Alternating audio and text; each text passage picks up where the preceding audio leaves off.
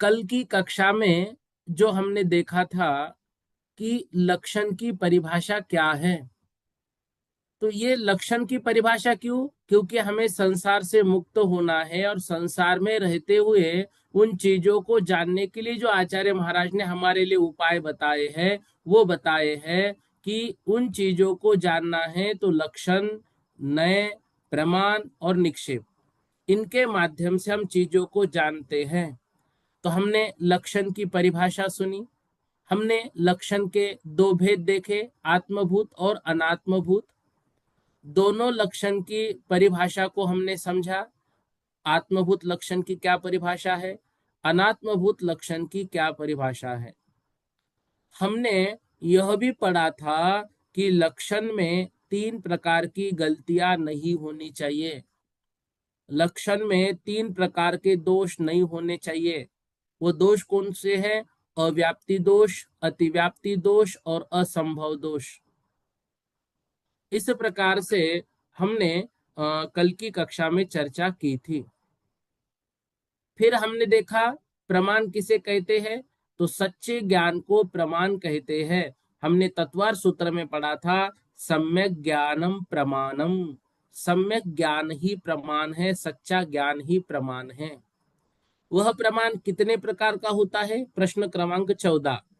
तो प्रमाण के दो भेद होते हैं, एक प्रत्यक्ष प्रमाण, दूसरा परोक्ष प्रमाण। प्रत्यक्ष किसे कहते हैं? जो पदार्थों को स्पष्ट जानता है, जो पदार्थों को स्पष्ट जानता है वह प्रत्यक्ष। प्रत्यक्ष के दो भेद किए, एक सांव्यवहारिक प्रत्यक्ष, दूसरा पारमार्थिक प्रत्यक्ष। सांव्यवहारिक जो प्रत्यक्ष है, वो सांव्यवहारिक प्रत्यक्ष इंद्रिय और मन की सहायता से पदार्थों को एक देश स्पष्ट जानता है। और पारमार्थिक प्रत्यक्ष जो बिना किसी मतलब इंद्रिय और मन की सहायता से पदार्थों को स्पष्ट जानता है। इस प्रकार से प्रत्यक्ष के दो भेद यहाँ पर किए हैं। देखिए, जो प्रमाण है वह प्रमाण दो प्रकार से हमें यहाँ पर समझाया, प्रत्यक्ष प्रमाण और परोक्ष प्रमाण। उसमें प्रत्यक्ष दो प्रकार का लिया, एक सांव्यवहारिक प्रत्यक्ष और पारमार्थिक प्रत्यक्ष। देखा जाए तो सांव्यवहारिक प्रत्यक्ष भी परोक्ष ही होता है। जो पारमार्थिक है इसके दो भेद हैं, एक सकल पारमार्थिक और एक विकल पारमार्थिक। जो परोक्ष प्रमाण है उसके बारे में बताया कि वह परोक्ष प्रमाण 5 प्रकार का होता है: स्मृति, प्रत्यभिज्ञान, तर्क, अनुमान और आगम। इस विषय में हम नीचे चर्चा करेंगे। देखो, अब यहाँ पर कह रहे हैं कि प्रत्यक्ष के दो भेद है, एक सांव्यवहारिक प्रत्यक्ष और दूसरा पारमार्थिक प्रत्यक्ष। तो उसमें वास्तविक प्रत्यक्ष तो पारमार्थिक प्रत्यक्ष है, सांव्यवहारिक प्रत्यक्ष भी एक तरह से परोक्ष है, क्योंकि इंद्रिय और मन की सहायता से वो पदार्थों को एक देश जान रहा है। और पारमार्थिक प्रत्यक्ष जो बिना किसी के सहायता के मतलब इंद्रिय और मन की सहायता के ही पदार्थों को स्पष्ट जानता है। पारमार्थिक प्रत्यक्ष के कितने भेद हैं? पारमार्थिक प्रत्यक्ष के दो भेद हैं, विकल पारमार्थिक प्रत्यक्ष, सकल पारमार्थिक प्रत्यक्ष। विकल पारमार्थिक प्रत्यक्ष किसे कहते हैं? जो रूपी पदार्थों को बिना किसी सहायता के स्पष्ट जानता है, विकल पारमार्थिक प्रत्यक्ष। रूपी पदार्थों को बिना किसी सहायता के स्पष्ट जानता है। विकल पारमार्थिक प्रत्यक्ष के भेद अवधिक ज्ञान और मनःपर्यय ज्ञान। अवधिक ज्ञान किसे कहते हैं? जो द्रव्य क्षेत्र काल भाव की मर्यादा लिए हुए रूपी पदार्थों को स्पष्ट जानता है, वह अवधिक ज्ञान। अवधिक ज्ञान की परिभाषा, द्रव्य क्षेत्र काल भाव की मर्यादा लिए हुए रूपी पदार्थों को जो स्पष्ट जानता है। मन पर्यय ज्ञान, द्रव्य क्षेत्र काल भाव की मर्यादा लिए हुए जो दूसरों के मन में स्थित हुए रूपी पदार्थों को स्पष्ट जानता है। इसमें भी द्रव्य क्षेत्र काल भाव की मर्यादा है, लेकिन दूसरों के मन में स्थित पदार्थों को वो जानता है, उसे कहते हैं मन पर्यय ज्ञान। अब सकल पारमार्थिक प्रत्यक्ष। सकल पारमार्थिक प्रत्यक्ष मतलब केवल ज्ञान। केवल ज्ञान किसे कहते हैं? जो त्रिकालवर्ती समस्त पदार्थों को युगपत एक साथ स्पष्ट जानता है, उसे कहते हैं सकल पारमार्थिक प्रत्यक्ष। अब आगे देखो, परोक्ष प्रमाण किसे कहते हैं? जो दूसरों की सहायता से पदार्थों को स्पष्ट जानता है, वह परोक्ष प्रमाण। अब यहां पर भी जानकारी हो रही है, लेकिन दूसरों की सहायता से। अब परोक्ष प्रमाण के कितने भेद है? तो परोक्ष प्रमाण के 5 भेद है: स्मृति, प्रत्यभिज्ञान, तर्क, अनुमान और आगम। ठीक है, स्मृति, प्रत्यभिज्ञान, तर्क और अनुमान तो हमने हर बार पढ़ा है। आगम हमारे लिए नया विषय यहाँ पर आया है, ये समझना बहुत अच्छे तरीके से। अब देखो, स्मृति किसे कहते हैं?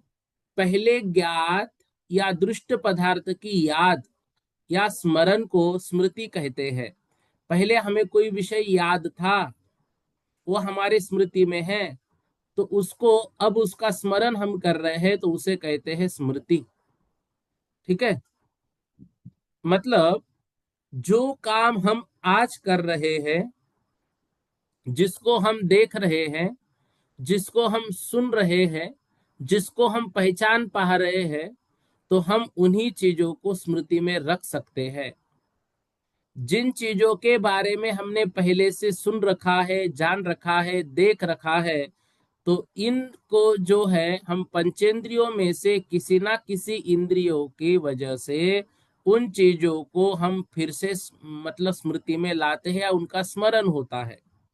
तो पहले जो ज्ञात अथवा दृष्ट पदार्थ है, उनकी याद आना ही स्मृति है।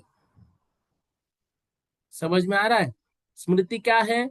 कि पहले हमें वो ज्ञात था, या फिर पहले हमने उसको देखा था, तो पहले देखे हुए, पहले जाने हुए, पहले सुने हुए, पहले अनुभव किए हुए पदार्थों को याद करना, ये क्या है? स्मृति है। ये स्मृति पटल पर हमारे मतलब अंकित हो गई वो चीज, और वो अमर हो गई हमारे स्मृति पटल में। देखो ध्यान से, आज हम जो काम कर रहे हैं, सुन रहे हैं, देख रहे हैं, तो इन चीजों को हम हमारी स्मृति में डाल दे रहे हैं। लेकिन आज जो काम हम कर रहे हैं, उसमें से हो सकता है कि पहले कोई बात याद आ गई, हमने सामने हमारे मोबाइल देखा, अच्छा ये मोबाइल, हमने तो पहले ऐसा मोबाइल देखा था। अब उस मोबाइल का जो स्मरण होके आया है, ये हमारी स्मृति है। तो स्मृति पर वह बात हमारे अंकित है, इसको कहते हैं स्मृति। ठीक है, देखिए, तो पहले ज्ञात या दृष्ट पदार्थों की याद या स्मरण को स्मृति कहते हैं। प्रत्यभिज्ञान किसे कहते हैं? स्मृति और प्रत्यक्ष के विषयभूत पदार्थों में जोड़ रूप ज्ञान को प्रत्यभिज्ञान कहते हैं। स्मृति और प्रत्यक्ष के विषयभूत पदार्थों में जोड़ रूप ज्ञान को प्रत्यभिज्ञान कहते हैं। अभी क्या किया हमने? अभी हमने एक मोबाइल देखा, और स्मृति में हमारा पहला मोबाइल है। अब इस स्मृति में और प्रत्यक्ष जो मोबाइल देखा, इन दोनों चीजों को जोड़ दिया। किसने? तो स्मृति और प्रत्यक्ष के विषयभूत पदार्थों में जोड़ रूप ज्ञान को प्रत्यभिज्ञान कहते हैं। यह वही मनुष्य है जिसे कल देखा था, या फिर यह वह मनुष्य नहीं है जिसे मैंने कल देखा था। तो ये एकत्व वही हो, और अन्यत्व यदि वो ना हो। ठीक है, तो स्मृति क्या है? हमारे स्मृति में, हमारे बुद्धि में वो चीज अंकित हो गई, मतलब यूं समझे कि हमारे मेमोरी में वो चीज ऐड हो गई, वो स्मृति। और अब पहले के चीज से जो अभी हम चीज देख रहे हैं इसका जोड़ हो रहा है, ये कहलाता है प्रत्यय विज्ञान। प्रत्यय विज्ञान जो है वह दो प्रकार का होता है, एकत्व प्रत्यय विज्ञान और सादृश्य प्रत्यय विज्ञान। स्मृति और प्रत्यक्ष के विषयभूत पदार्थ में एकता दिखाते हुए जोड़ रूप ज्ञान को एकत्व प्रत्यय विज्ञान कहते हैं। जैसे यही वही मनुष्य है जिसे हमने कल देखा था, एकत्व हो गया, वही है जो हमने कल देखा था। और सादृश्य, स्मृति और प्रत्यक्ष के विषयभूत पदार्थों में सादृश्य दिखाते हुए जोड़ रूप ज्ञान को सादृश्य प्रत्यय विज्ञान कहते हैं। जैसे यह वह मनुष्य तो नहीं है लेकिन उसके जैसा है, ये कहलाता है सादृश्य। यह गौ गवय रोज के सदृश है, ये जो हमने पहले देखी थी ना गाय, ये उसके सदृश है। तो देखो, दो चीजें हमने देखी, स्मृति और प्रत्यय विज्ञान। तो पहले जाने हुए पदार्थों को या पहले देखे हुए पदार्थ की याद आना स्मृति स्मृति है, और जो पहले हमने देखा था उसको प्रत्यक्ष ज्ञान के साथ जो जोड़ रहा है, तो उन दोनों के जोड़ रूप ज्ञान को प्रत्यय विज्ञान कहते हैं। तो एक तो होती है स्मृति, जिसको हमने हमारे बुद्धि में रखा है और उनको हम आज याद कर रहे हैं। जो हमने पहले मतलब देखा है, पहले खाया है मान लो कोई चीज, और वह चीज खाने के बाद आज हमको याद आ गई, अरे बचपन में हमने वो चीज खाई थी ना, वो बिल्कुल ऐसी ही थी। ये क्या है? ये अब प्रत्यय विज्ञान कह दिया। तो हम कभी किसी को देखते हैं तो हम पहचान जाते हैं, अरे आप तो वही हो ना जिसे हमने पहले देखा था। ये क्या है? ये जोड़ रूप ज्ञान है, इसी का नाम है प्रत्यय विज्ञान। तो स्मृति अर्थात जो शब्द हमने मतलब हमारे बुद्धि पर अंकित किया हुआ है, और प्रत्यय विज्ञान आज के ज्ञान से जो उसकी ओर हमें लेके जा रहा है। जैसे कल देखा था वो स्मृति है, और आज देखा, अच्छा ये वही है जिसको मैंने कल देखा था, तो कल की ज्ञान की ओर हमको लेके गया। ये जोड़ रूप जो ज्ञान है ये प्रत्यय विज्ञान है। वैसे तो प्रत्यय विज्ञान कई तरह का होता है, लेकिन यहाँ पर दो प्रकार के प्रत्यय विज्ञान की चर्चा है।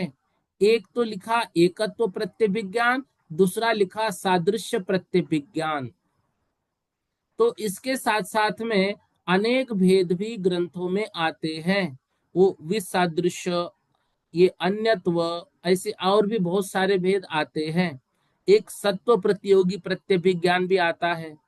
ऐसे करके कई भेद आगम में हमें आते हैं। लेकिन हमें अभी यहाँ पर जैन सिद्धांत प्रवेशिका है, तो यहाँ पर जो दो प्रकार के भेद दिए हैं, इन दो प्रकार के प्रत्यय विज्ञान के भेदों पर ही चर्चा करनी है।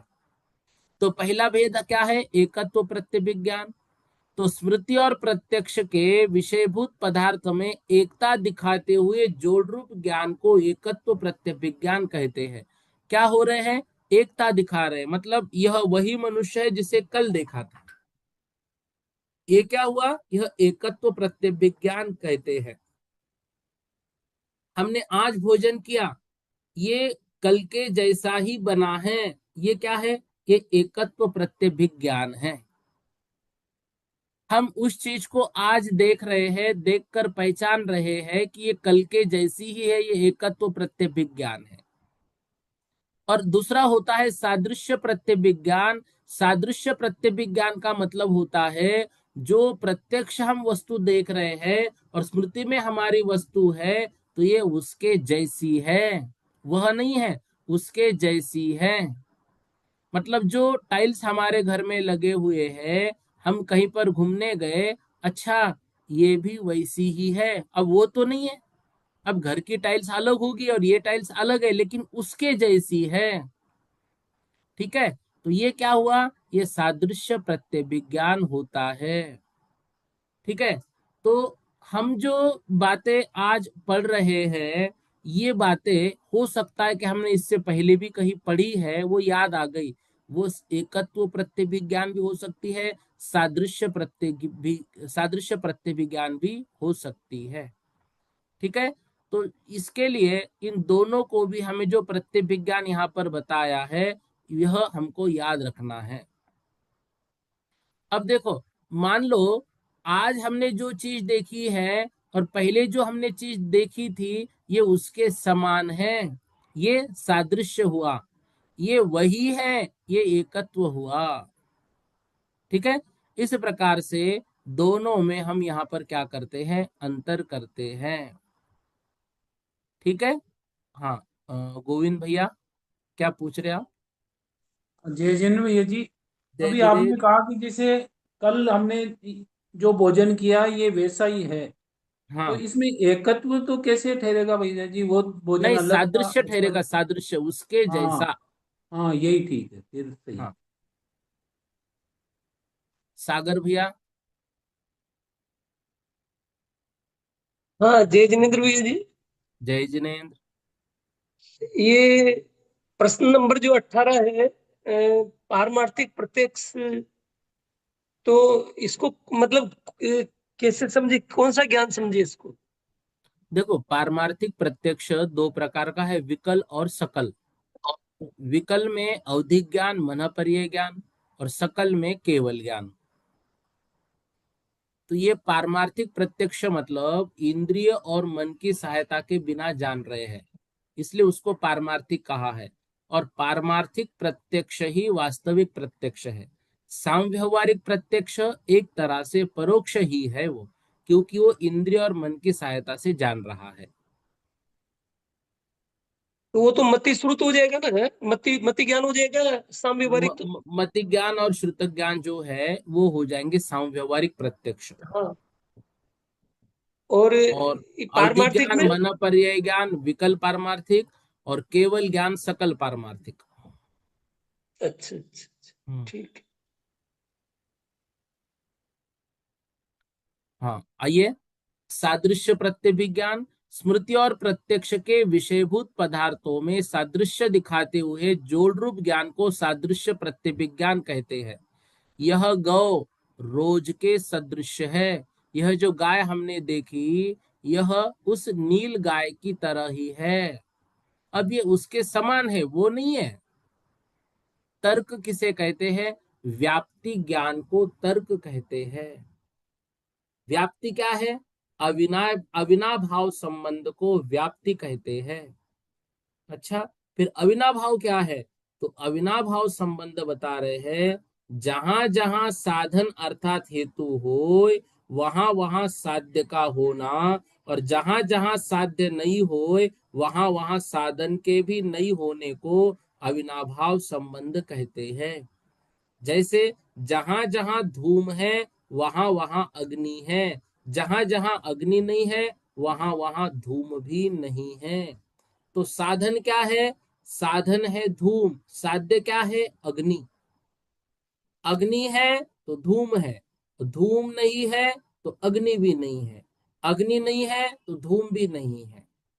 तो जहां जहां धूम है वहां वहां अग्नि जरूर है, जहां जहां अग्नि नहीं है वहां वहां धूम भी नहीं है।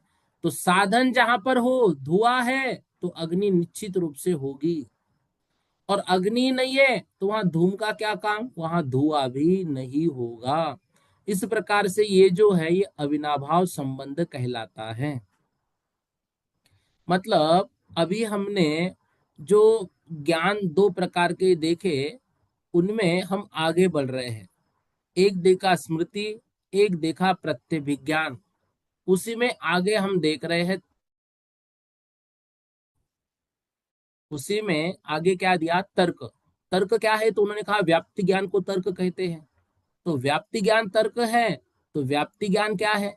तो बताया अविनाभाव संबंध। अविनाभाव संबंध क्या है? तो अविनाभाव संबंध है, जहां जहां पर साधन है वहां वहां साध्य है, जहां जहां साध्य नहीं है वहां साधन भी नहीं है। ठीक है। अब देखो, अभी साधन और साध्य की बात यदि हम करेंगे, तो जहां जहां पर साधन होगा वहां वहां पे साध्य होगा, जहां जहां पर साध्य नहीं होगा वहां वहां पर साधन भी नहीं होगा। सम्यक दर्शन है तो सम्यक ज्ञान होगा ही होगा। ये व्याप्ति ज्ञान है, ये अविनाभाव संबंध है। और यदि सम्यक दर्शन नहीं है तो सम्यक ज्ञान भी नहीं है। ठीक है। तो हाँ। सम्यक ज्ञान क्या है? सम्यक ज्ञान साध्य हुआ। साधन क्या हुआ? साधन सम्यक दर्शन हुआ। क्योंकि ज्ञान तो पहले भी है, लेकिन जैसे ही हमारा दर्शन सम्यक बनता है तो वह ज्ञान सम्यक माना जाता है। और यदि हमारा दर्शन ही मिथ्या है तो हमारा ज्ञान भी मिथ्या हो जाता है। इस प्रकार से अग्नि का हेतु दिया, तो यहां पर धूम साधन हुआ। अगर साधन है तो हम समझ लेंगे साध्य भी है। अगर कार खड़ी है तो हम ये समझ लेंगे कि यहाँ पर सेठ जी भी होंगे, उन्हीं की कार है। साधन से साध्य की पहचान कर लेना, यह हो गया साधन। साध्य क्या है? साध्य के लिए अभी और आगे विशेषण आएंगे। ऐसे बहुत सारे तर्क होते हैं। देखो, हम जब कॉलेज में पढ़ते थे सांगानेर में, तो हमारे कॉलेज के प्रिंसिपल आदरणीय प्राचार्य श्री शीतल चंद जी जैन, अभी जयपुर में है, बहुत अच्छे ज्ञानी है, वो प्राचार्य जी थे। और हमको कभी छुट्टी लेनी होती थी तो हम कांच में से उनको देखते थे। यदि वो कुर्ता और धोती पहनकर आए हुए रहते थे तो हम चले जाते थे कि छुट्टी मांगनी है, आज छुट्टी मिल जाएगी। लेकिन जिस दिन वो सफारी पहन के आए तो हम कहते थे नहीं भाई, आज जाने की कोई हिम्मत। उस दिन कोई जाता ही नहीं था, क्योंकि आज वो कड़क है, आज बिल्कुल डांट देंगे वो। मतलब ये हम क्या करते थे, ये हम अनुमान लगाते थे। किसके अनुमान लगाया? साधन से। उनका साधन हमने समझ लिया था कि आज कपड़ा है तो साध्य, अब हमारा जो काम है वो काम भी नहीं होगा। इस तरह से जो है हमारे दैनिक व्यवहार में भी इन सभी चीजों को हम रूटीन में लेते हैं। कृष्णा जैन लिखा है, बोलिएगा। जय जिनेन्द्र भैया जी। जय जिनेन्द्र। भैया जी, अपन ने जो पढ़ा था साम्यवहारिक प्रत्यक्ष, तो ये जो साम्यवहारिक प्रत्यक्ष है, इसके दो भेद होंगे, मति ज्ञान और श्रुत ज्ञान। ये दोनों साम्यवहारिक प्रत्यक्ष में आएंगे, हम्म। राइट ना? हाँ। हम्म। तो ये मति ज्ञान और श्रुत ज्ञान को साम्यवहारिक प्रत्यक्ष भी कहते हैं और परोक्ष भी कहते हैं, ऐसा? नहीं नहीं, देखो, साम व्यवहारिक जो प्रत्यक्ष है वो एक तरह से परोक्ष है। उस विषय में अभी चर्चा करेंगे, अभी वो विषय को ये करो। अभी सिर्फ पारमार्थिक देखा हमने। और ये जो हम्म। स्मृति प्रत्यभिज्ञान ये लेके जा रहे हैं, मति ज्ञान की तरफ हमको लेके जा रहे हैं। अभी वो साम व्यवहारिक प्रत्यक्ष अच्छा का विषय आप रखो, उसको मैं समझाता हूँ। ठीक है ना? अच्छा अच्छा अभी अच्छा। उसमें फिर ओके क्या हो भैया जाएगा, जी। आपका दोनों में कंफ्यूजन हो जाएगा कि फिर हम उसको प्रत्यक्ष ओके में ओके। करें कि परोक्ष में, उसको लेते हैं। इसलिए मैंने उस विषय को ओके। अभी इग्नोर किया है। फिर हम उसको क्रम से ये चीजें समझेंगे तो वो भी आपको समझ में आ जाएगा। Sure sure sure. हाँ हाँ। गोविंद भैया जी बोलो। जय जिनेन्द्र। जय अभी जिनेन्द्र। जैसे आपने कहा कि जैसे साधन से साध्य की सिद्धि, तो आपने कहा जैसे कार है तो सेठ जी होंगे, तो कार हम्म। तो ड्राइवर भी लाके खड़ी कर सकता ना। नहीं, ड्राइवर लाके खड़ी कर देगा। एक उदाहरण दिया है कि भाई हमारे सेठ जी कार के बगैर घूमते ही नहीं है, तो ड्राइवर ला रहा है तो सेठ होंगे तभी तो ला रहा है। अगर समझो नहीं, सेठ विदेश में होंगे तो ड्राइवर गाड़ी नहीं घुमा सकता ना बिना उनकी परमिशन के। मैं तो ये कह रहा हूँ जैसे इसमें जो दिया है ना, जैसे साधन से साध्य की, तो जैसे जहाँ जहाँ धूम होगा वहाँ वहाँ हम्म। अग्नि होगी। हाँ तो धूमकार इसका तो वो ये व्याप्ति का वो बैठता है। हाँ। और जहाँ जहाँ मतलब अग्नि नहीं होगी वहाँ धूम नहीं बैठ सकता, हम्म। क्योंकि धूम होगा तो अग्नि होगी तभी होगा, हम्म। बिना उसके नहीं हो सकता। लेकिन गाड़ी का इसमें व्याप्ति का नहीं नहीं, अब देखो ये उदाहरण, इसको एक देश में घटित करो। अब वो वैसा, अब मतलब एक उदाहरण दिया है कि हमारे व्यवहार में हम इसको कैसे लगाते हैं। नहीं, जैसे इसमें तो हमारे इसके इसके बिगर हो ही नहीं सकता। और वो हाँ, तो हो सकता है। ये तो वो तो देखो वैसा नहीं, उसको एक देश में हमने एक व्यवहार के रूप में समझाया। वो यहाँ पे इसलिए तो धुएं का उदाहरण दिया है। यहाँ पर जैसे पहला मैंने उदाहरण दिया सम्यक दर्शन और सम्यक ज्ञान का, वो तो बिल्कुल घटित होगा ही होगा ना। सम्यक हाँ ज्ञान कब होगा? जब सम्यक दर्शन होगा। हाँ, यदि वो तो सम्यक बिल्कुल दर्शन बिल्कुल नहीं है बात तो है। सम्यक ज्ञान भी वो नहीं तो है। फिट है। एक एक हाँ व्यवहार की बातें हमने बताई कि ऐसा भी भाई एक अनुमान हम लगाते हैं कि गाड़ी खड़ी है ना बाहर, मतलब सेठ जी आए हुए हैं। जैसे घर के बाहर गाड़ी खड़ी हुई रहती है तो मतलब लोग डर जाते हैं कि नहीं सेठ जी आए हैं। ये एक सामान्य व्यवहार का उदाहरण दिया मैंने आपको। ठीक है। चलो जी। स्मिता दीदी जी शाह। भैया सम्यक ज्ञान और सम्यक दर्शन में साधन और साध्य कैसे समझाया आपने? देखो, सम्यक ज्ञान क्या होगा और सम्यक दर्शन क्या होगा, तो उसमें सम्यक दर्शन जो है वो साधन बनेगा और साधन साध्य बनेगा। बनेगा सम्यक ज्ञान। क्योंकि अच्छा। सम्यक दर्शन हुआ तो ही सम्यक ज्ञान होगा। तो साध्य हमारा होगा सम्यक ज्ञान और साधन बनेगा सम्यक दर्शन। दर्शन साधन। ठीक है। ज्ञान साध्य करने के लिए दर्शन होना चाहिए, तो दर्शन साधन बन गया, ऐसा बिल्कुल ना? साधन बनेगा, बिल्कुल साधन बनेगा। देखो, ज्ञान के लिए जो दर्शन होना आवश्यक। अभव्य जीव है उस अभव्य जीव के पास भी 11 अंग और 10 पूर्व का ज्ञान होता है। और 11 अंग और 10 पूर्व का ज्ञान क्या झूठा होगा क्या उनके पास? वो ज्ञान बिल्कुल सही रहता है, जो आगम में लिखा है वही ज्ञान उनके पास रहता है। लेकिन फिर भी वह अभव्य जीव का कल्याण नहीं कर सकता है। क्यों? क्योंकि उनके पास दर्शन मिथ्या है।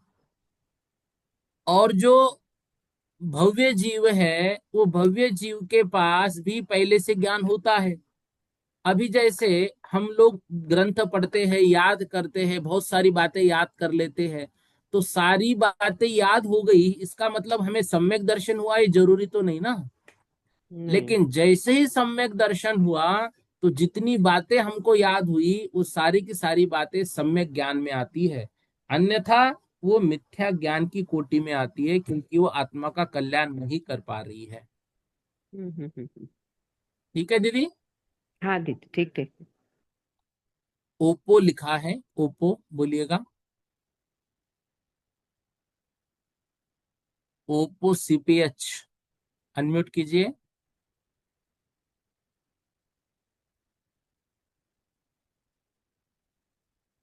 अच्छा, नहीं पूछना है शायद। हाँ, चलिए। अब जो है, हम साधन किसे कहते हैं? जो साध्य के बिना नहीं होता है। जैसे अग्नि का हेतु अर्थात साधन धूम, वो साध्य के बिना नहीं होगा, उसे कहते हैं साधन।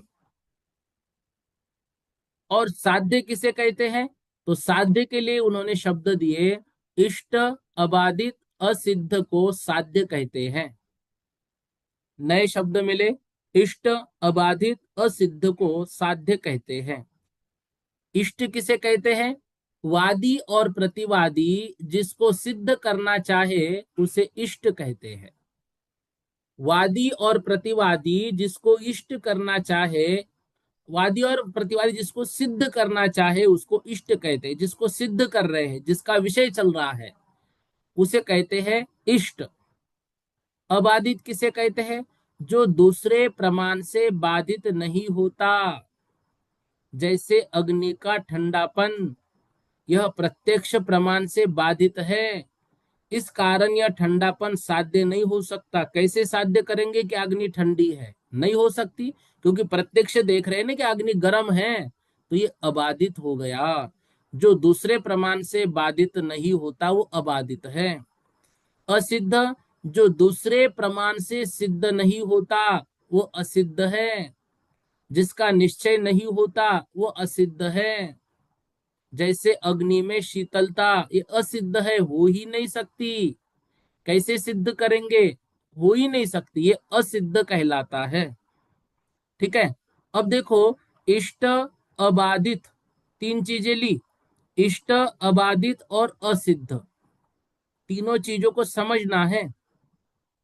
पहले तो साध्य और साधन को हमने समझा। ठीक है। तो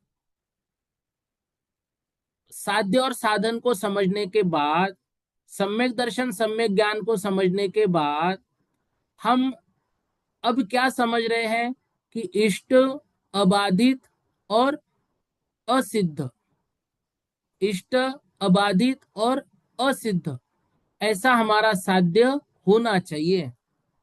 तो अब वो साध्य कैसा है? वह इष्ट होना चाहिए। तो इष्ट होना चाहिए मतलब वादी और प्रतिवादी जिसको सिद्ध करना चाह रहे हैं। ठीक है। तो साध्य कैसा होना चाहिए? इष्ट हो, अबाधित हो और असिद्ध हो। तो जो उसके बाद अबाधित दिया, तो अग्नि का ठंडापन यह प्रत्यक्ष प्रमाण से बाधित है। कोई बोले मिथ्या दर्शन, मिथ्या ज्ञान और मिथ्या चारित्र से जो खोटा मार्ग है वो मिथ्या दर्शन, ज्ञान और चारित्र है, यही मोक्ष मार्ग है। अब बताइए ये क्या है? यह अबाधित है। हमारा साध्य अबाधित होना चाहिए, किसी दूसरे प्रमाण से बाधित नहीं होना चाहिए। जैसे मिथ्या दर्शन, मिथ्या ज्ञान और मिथ्या चारित्र ये मोक्ष मार्ग है, तो अभव्य जीवों को अभी तक मोक्ष क्यों नहीं हुआ? ये तो बाधित हो गया, बाधा आ गई। तो हमारा साध्य ऐसा नहीं होना चाहिए, वो अबाधित होना चाहिए। यदि ये यहाँ पर जो उदाहरण दिया है, जैसे कोई बोले कि अग्नि ठंडी होती है, नहीं भाई, अग्नि तो गर्म होती है। अगर बोलेंगे अग्नि ठंडी होती है तो प्रत्यक्ष प्रमाण से वो बाधित हो रही है। हमें दिख रहा है ना कि अग्नि में ठंडापन नहीं है, ठीक है। और प्रत्यक्ष से बाधित हो रही है, इस कारण यह ठंडापन जो है यह असिद्ध है। जो दूसरे प्रमाण से सिद्ध नहीं होता है वो असिद्ध है, ठीक है। जैसे कोई मतलब वादी प्रतिवादी है, तो वादी कुछ कह रहे हैं और प्रतिवादी कुछ कह रहे हैं, तो हम जो है, अब हम दोनों किस विषय में कह रहे हैं, उस विषय को यदि समझ रहे तो वो उनका इष्ट विषय है। अब इष्ट विषय में यदि अबाधित है तो हमारे कुछ काम का नहीं है, असिद्ध है तो भी हमारे कुछ काम का नहीं है। तो इस प्रकार से अबाधित और इष्ट से साध्य को जो है वो दूर होना चाहिए। तो इष्ट हो, पहले तो वो इष्ट हो, फिर अबाधित हो और असिद्ध हो, ठीक है। असिद्ध मतलब होता है दूसरे प्रमाण से जो सिद्ध नहीं हो या फिर जिसका निश्चय नहीं हो, उसे असिद्ध कहते हैं। देखो, वादी और प्रतिवादी मतलब हम जैन हैं, और हम जैन जो बात सिद्ध करना चाहते हैं वही बात हमारे लिए इष्ट है। तो हम किसको सिद्ध करना चाहते हैं? मोक्ष को। तो मोक्ष हमारे लिए इष्ट है। तो साध्य का मतलब क्या है? प्राप्त करने के योग्य।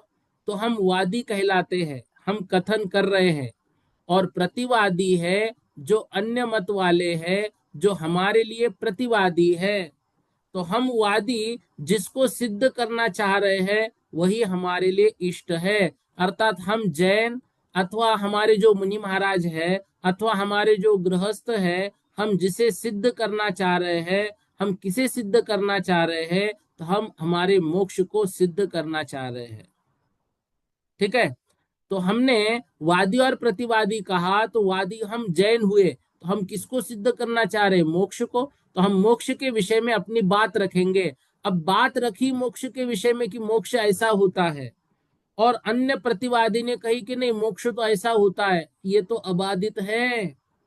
अबाधित है। आप कह रहे हो कि मिथ्या दर्शन, ज्ञान और चारित्र से मोक्ष होगा, ये बाधित हो गया।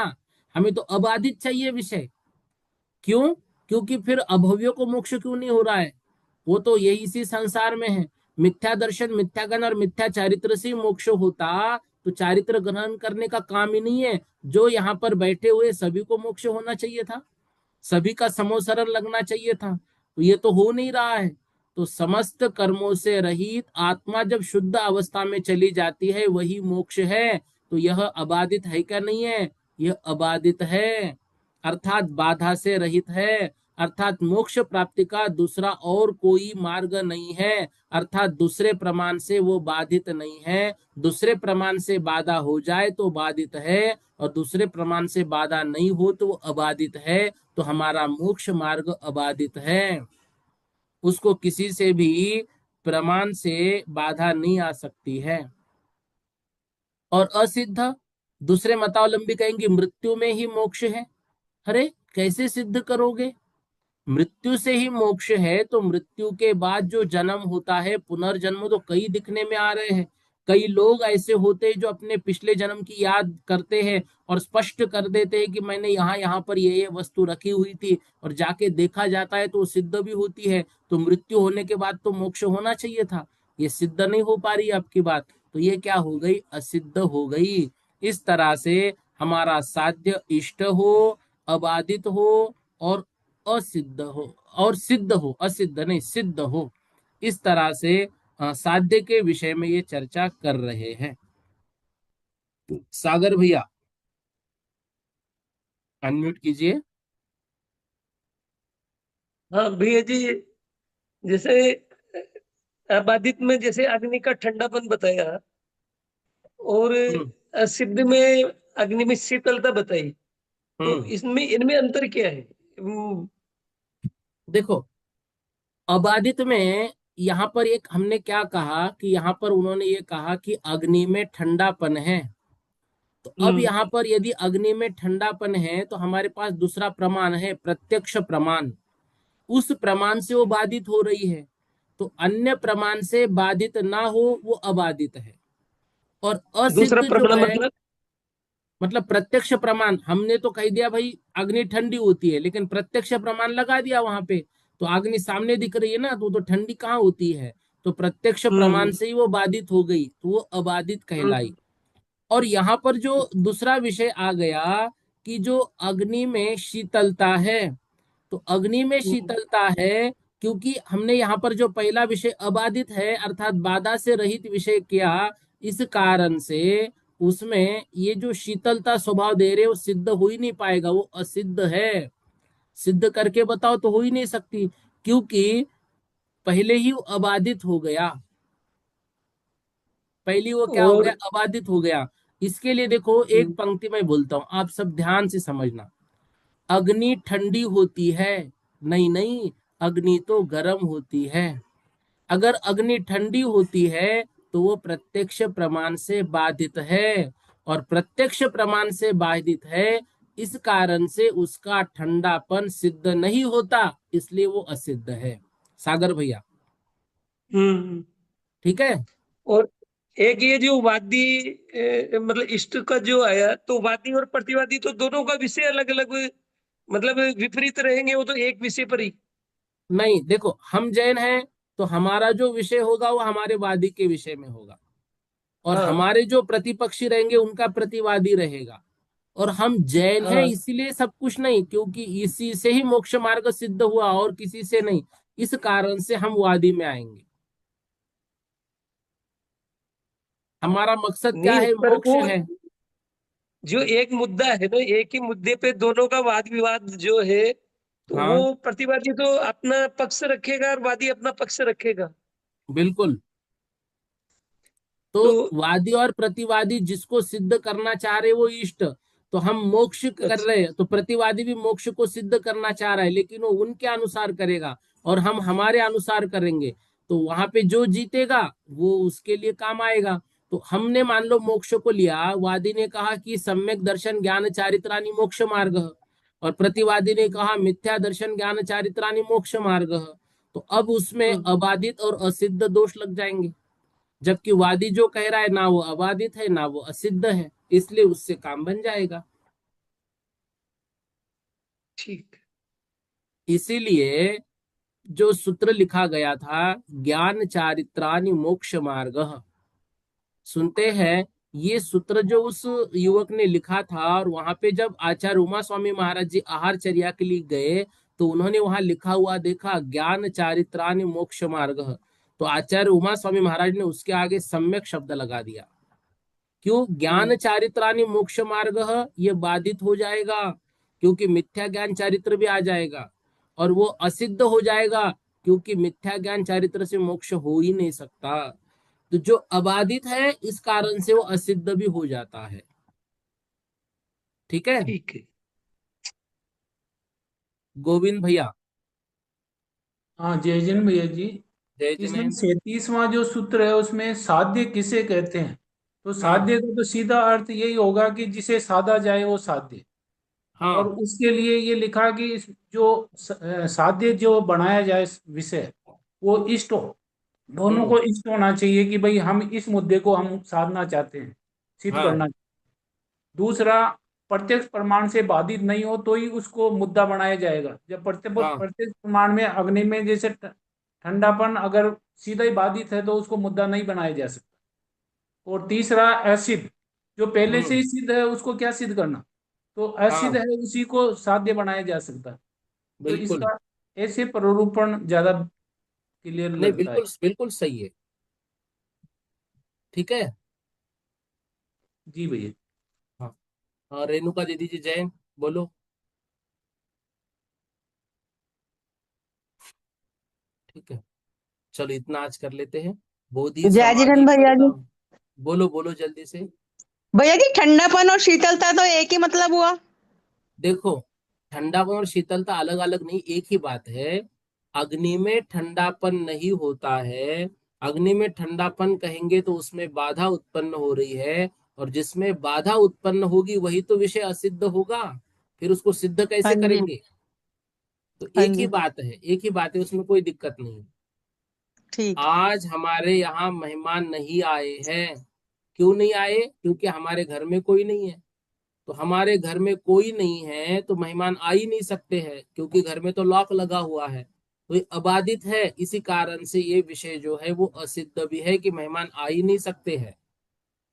दोनों एक दूसरे की पूरक बातें हैं। ठीक है। ठीक। ठीक है हाँ। भैया जी। बोधि समाधि परिणाम विशुद्धि स्वात्मोपलब्धि शोषो के सिद्धि चिंतामणिम चिंतित वस्तुदानिम त्वामंद्यमानस्य ममास्तु देवी।